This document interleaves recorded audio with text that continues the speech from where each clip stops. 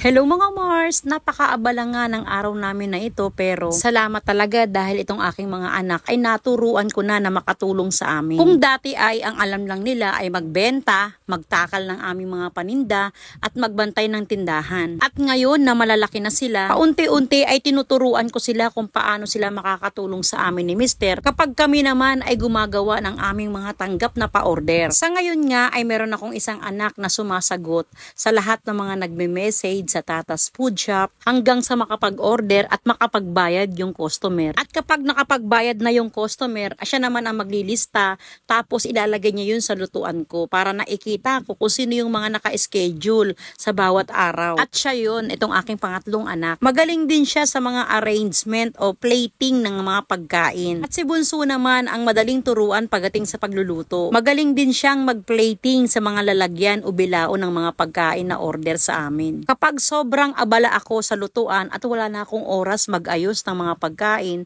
sa mga bilao o sa mga tray, eh sila talaga yung mga inaasahan ko na makakatuwang sa amin ni Mister. Kahit paano ay gumagaan yung aming trabaho.